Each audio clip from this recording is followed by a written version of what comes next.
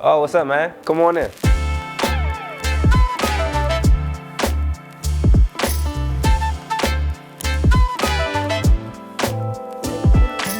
What's up, everybody? Gerald Jordan here, and I am in my first sale of the year in 2024 here in Accokeek, Maryland. I am an agent licensed in the DC metropolitan area, the DMV, and top 10 in sales in the entire nation. And today I want to talk to you about this REO property that I sold. REO, real estate owned, essentially a foreclosed property. It was a process, and there is a huge difference between a REO or a foreclosed property and a short sale and a standard sale. So today I want to talk about the differences between all of them, because REO, short sales, and standard sales are completely different. Each has its pros, each has its cons. Of course, with REOs, foreclosed properties, short sales, you can catch a steal, but again, it comes with cost. So today I want to break down the differences between all three and let you all know exactly what I would do if I was a first-time home buyer here in the DC metropolitan area. Have a nice living room here with a bay window. I love the bay window. It gives it tons of natural light. This is an REO property, so you have some spotting on the wall. The bank owns this property. It's not a seller, so you would see a few defects in this property, but that's to be expected with the REO property. As you walk through, you have your formal dining area. Watch out for the chandelier. This is where a table will go, so you wouldn't even hit it ever. This property has some great space. It's a 4-bedroom property. It has over 3,000 square feet. This is your family area. It has an open concept to the kitchen. Once this has some TLC done to it, it'll be a very spectacular property. So first, let's talk about foreclosures. A lot of people ask, do I work with foreclosures? And yes, I just sold this property, which is a foreclosed property, but foreclosure is a process and not a sales category. A lot of people get that confused. So foreclosure is a process where the bank takes over the property after the owner misses a certain amount, usually 2 months of mortgage payments. What happens when they take it over is that they try to sell it at what's called a foreclosure auction. If they don't sell it, then it goes to a sales category called REO, or real estate owned. And real estate owned is a foreclosed property. But again, the process of foreclosure is a process, and the sales category is REO, or real estate owned, and it's owned by the bank. So what I'm standing in right now and what I sold is a REO property. Again, that stands for real estate owned, and real estate is owned by the bank, meaning that they failed to sell at a foreclosure auction. Now it's on the market to sell to the public. A lot of properties such as REO properties or foreclosed properties aren't in the best of shape. You can imagine, if you miss a certain amount of payments, how well your house is kept, and it's usually not kept up the best. So when you're dealing with properties as such, they won't accept financing because of things like a cracked window and things such as holes in the wall. As you will see as we continue throughout the property has a fair amount of damage to it. Because it has this, financing won't be accepted in this specific property. So if you're looking to use down payment assistance, or if you're looking to use finance offer 9 times out of 10, you wouldn't be able to. So as you see, here are the holes in the wall here. And again, these are defects that will not be able to make it through financing.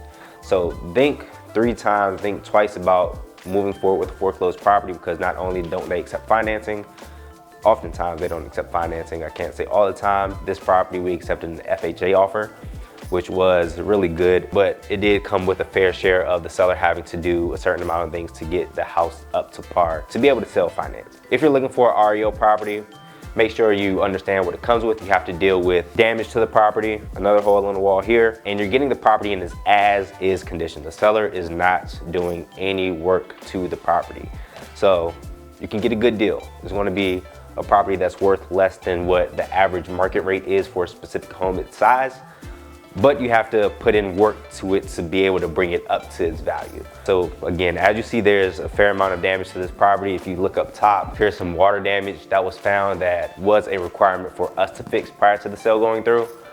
Sometimes banks won't take care of it, sometimes they will. It depends on the bank, but make sure you understand that REO properties, while you can get a deal, it may be costly in the long run.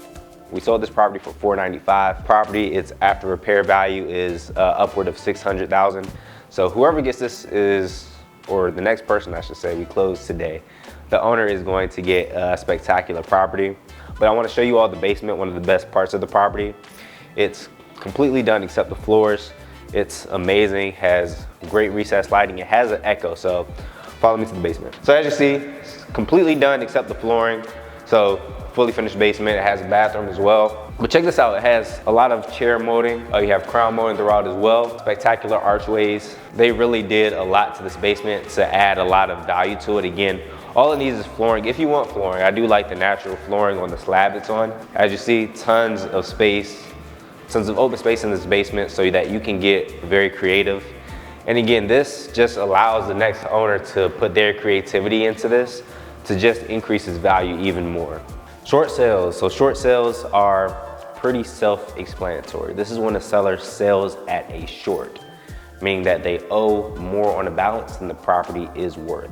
So they're getting a short on the money. They owe more money than the property's worth, so they're losing out on any type of profit they might get when they sell their property. Short sales are a process within itself. You need third-party approval, meaning you need approval from the bank to actually proceed with the sale of the property at a specific price.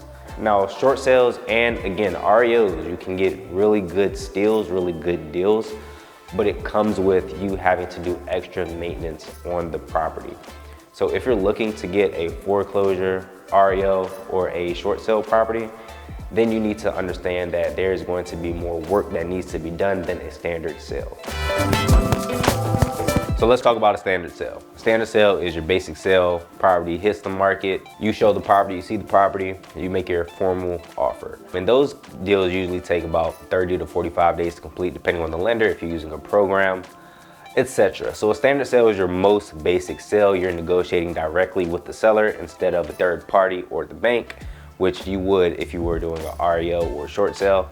And the process is very seamless. With these properties, you usually see people using a lot more down payment assistance. If it's a property where it's a single family property, move up at a higher price point, maybe 500 and above. Those people usually use the proceeds from their last sale to be able to purchase that specific property. But a standard sale, all in all, is a sale that's a negotiation between you and a specific seller. Now, headed to the upper level of the property. Again, this is a 4-bedroom property. All bedrooms are on this upper level. Forgive me, just came all the way downstairs. No matter how in shape I am, these stairs kill me. But here, we're walking into the primary bedroom. Have 2 closets, wide open space. They do have a wall air system, but of course this has central AC. They just like it very cold in here. And again, I'm sure the next owner would get rid of that. Now walking into the bathroom, you have a tiled tub, you have a standalone shower, separate toilet, and of course the dual vanity over there. For his and hers, you all can have your own space. And these bedrooms are very spacious. So let's look at these bedrooms. And I'm not sure if you can tell the exact space through the video, but these bedrooms are very large. They don't lack any size. This entire house doesn't lack any size. Again, it's over 3,000 square feet. So you can just imagine how much space and what you can do with the space. Of course, this is the hall bath, pretty renovated in here. This is just a glimpse of what you can do with the property. Linen closet, have a great walkway overlooking your foyer. And of course, your 2 additional large bedrooms here and here. So by now, through this video, I hope you understand 3 different types of sales: a standard sale, a short sale, and a REO, how they're different, what's best for you. With this market in general, I do think it's advantageous, especially if you have cash in your pocket, to be able to look at different properties, to be able to look at REOs or short sales as your first property. The reason being is that, again, you get really good deals, really good bargains for your money, but you again do have to do some uplifting to the property itself. But there are a lot of different programs out here, such as a FHA 203K, which you can finance your renovations into your loan and things of that nature. I personally use FHA 203Ks on some of my properties, and it's a really great loan, especially if you're not at a specific price point.